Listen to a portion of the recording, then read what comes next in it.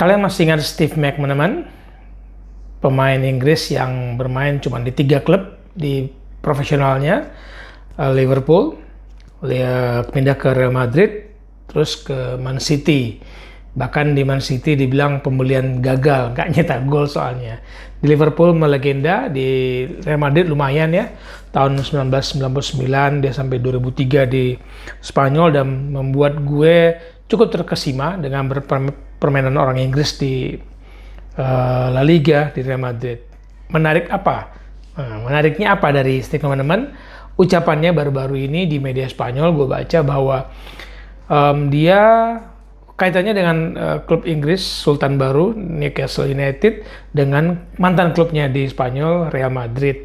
Nah, dia bilang begini, Newcastle dengan investment baru, dengan pembelian 300 juta lebih kan, juta pound, pengambil alihan pengelolaan dari Mike Ashley, ini harus hati-hati dalam mengelola kebijakan transfer, baik itu pelatih maupun pemain.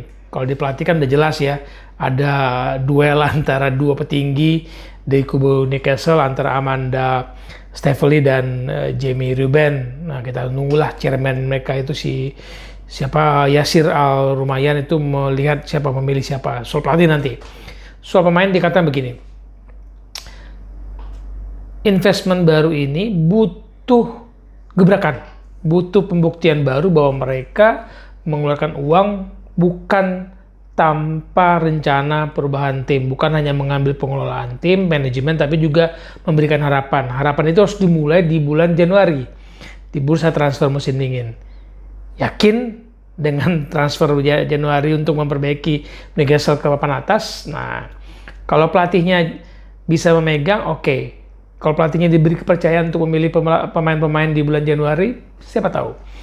Nah, tadi kan gue sebut Amanda dan Jamie berseteru karena Amanda itu orang yang termasuk sukses membawa investor baru ke Newcastle itu memilihnya siapa? Manajernya Paulo Fonseca, mantan Roma, pelatih Roma.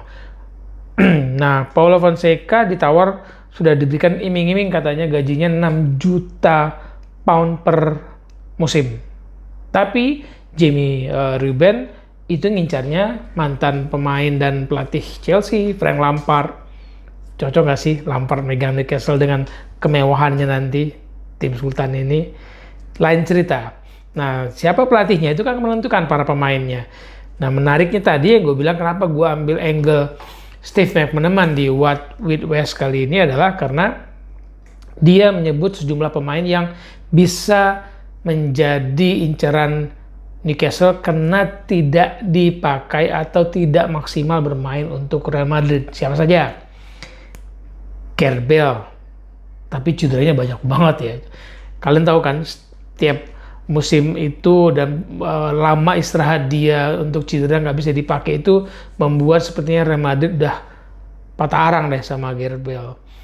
Selain Gareth Bale yang disebut Steve McManaman yang bisa diincar oleh Newcastle United, Eden Hazard. Menurut kalian Eden Hazard sukses nggak di Real Madrid? Banyak cedera juga kan? Dan beban dia ketika Cristiano Ronaldo pergi dan Eden Hazard datang itu nggak mudah. Mengisi slot bintang di Real Madrid itu nggak mudah. Pemain lagi yang disebut Isco. Nah, ini sebenarnya gue tunggu-tunggu. Isco ini dulu gue berpikir kalau dia main di Inggris, anggaplah di Liverpool yang butuh gelandang kreatif, keren kali ya. Nah, tapi Steve McManaman bilang gini, McManaman menyebut nama Isco, tapi bilang cocok nggak Isco main di Liga Inggris? Nah, dia sendiri mempertanyakan, cocok nggak dengan karakternya, dengan bukan karakter permainan, tapi karakter ini karakter individu juga. Jadi permainan dan karakter dia sebagai individu juga ikut menentukan kesuksesan seorang pemain untuk pindah ke negara lain berkompetisi. Siapa lagi ya disebut? Oh, si Luka Jovic juga disebut. Mungkin Luka Jovic pembelian yang termasuk sia-sia di Real Madrid dan lebih baik entah dipinjamkan atau dilepas Januari 2022. Itu omongan Steve McManaman. Bagaimana nasib Newcastle? Apakah mereka akan memilih membeli bintang-bintang muda, kita sebutnya young superstar, atau kembali seperti dulu ketika banyak membeli pemain yang menjelang pensiun ke Newcastle. Banyak lah ya kalau kita sebut sejumlah pemain, bahkan lucu-lucuannya gue sebut ini pemain mantan Liverpool kalau mau pensiun mampir dulu ke Newcastle. Ada Ian Rush ya dulu, beberapa pemain situ yang menurut gue kayak pelepasan lah menjelang pensiun masuk ke Newcastle. Atau pilihan itu ditentukan oleh si pelatih nanti. Gue yakin kalau pelatih diberi keleluasan untuk memilih pemainnya, dia akan membeli young superstars atau pemain veteran untuk membangun Newcastle mencapai kembali titik posisi kejayaan mereka sebagai pemburu gelar juara, nggak hanya sekedar peserta kontestan Premier League. Nah, ini bisa sebuah langkah tepat memilih pemain muda atau pemain-pemain veteran. Mundur sedikit ketika lawan Palace 1-1 skornya, Newcastle United dapat 1 gol yang akrobatik dari Callum Wilson. Menurut kalian, dengan statistik yang diberikan oleh Newcastle, apakah Newcastle butuh pemain muda atau pemain yang matang senior bisa mengangkat tim ini? Lawan Palace ya waktu 1-1 itu. Ketika lawannya melepaskan 15 tembakan dan 3 on target, berapa Newcastle? Hanya 6 dan 2 on target. Positionnya bahkan 25%. Ngeri kan? Operannya dalam satu pertandingan selama 90 plus 5 menit lawan Crystal Palace, itu operan Newcastle cuma 211, lawannya itu 655. Lawannya 15 tembakan, 3 on target selama 90 plus 5 menit itu, Newcastle cuma 6. Apa iya nih gimana pemain-pemain Newcastle seperti Longstaff ya kan? Apakah akan bertahan nanti dengan pemain pelatih baru? Siapa lagi ya? Joseph Wilcock, Alan Saint-Maximin, kemudian Isaac Hayden.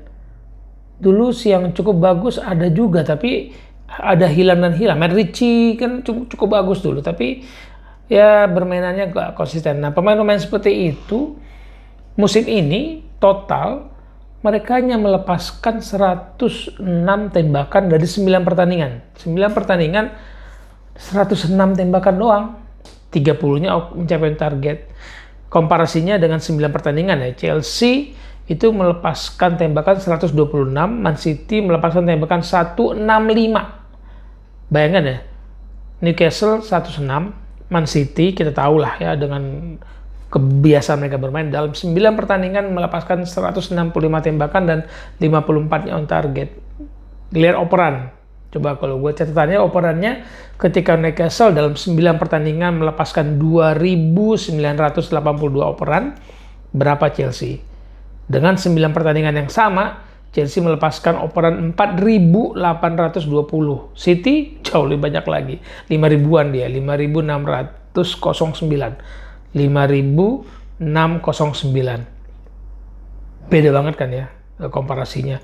Apakah Newcastle membutuhkan pemain muda untuk mengangkat data statistik ini supaya lebih bagus, tidak lagi terdampar di bawah klasemen? Total market value mereka saat ini itu Newcastle hanya 245 jutaan. 245,4 juta pound.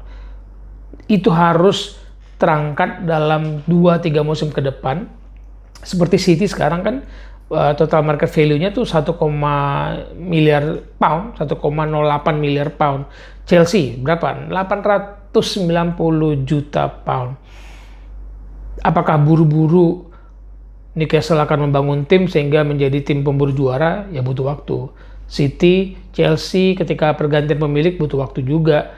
Dan persaingan ketika Chelsea berganti dari Ken Bates dengan Roman Abramovich, begitu juga City berganti pemilikan, kan nggak sama komparasi situasinya dengan Newcastle dengan perubahannya sekarang. Ketika Newcastle berganti pemilikan, tim-timnya sudah kuat pesaing-pesaingnya. Liverpool, City, Chelsea, MU itu kan kuat. Mungkin komparasinya nggak bisa dengan apple to apple dengan waktu yang sama ketika Chelsea berganti kepemilikan Ken Bates ke Roman Abramovich, tapi Kalau kita katakan fans Newcastle nggak mau buru-buru juara, wajar. Paling tidak bermain dengan penuh harapan dulu deh. Ada pemain-pemain yang datang, meningkatkan kualitas, lalu pelan-pelan membangun kembali kemampuan mereka untuk bersaing menjadi kontestan perebut gelar juara. Belum dulu untuk langsung mengatakan mereka pesaing utama Man City, Chelsea, Liverpool. No, sabar. Pasti fans Newcastle mau juara, tapi pasti mereka akan mengatakan kami menikmati dulu euforia 14 tahun penjajahan Mike Ashley kepemilikan sebelumnya yang dianggap tidak mencintai Newcastle, hanya memainkan Newcastle United sebagai bisnis dia.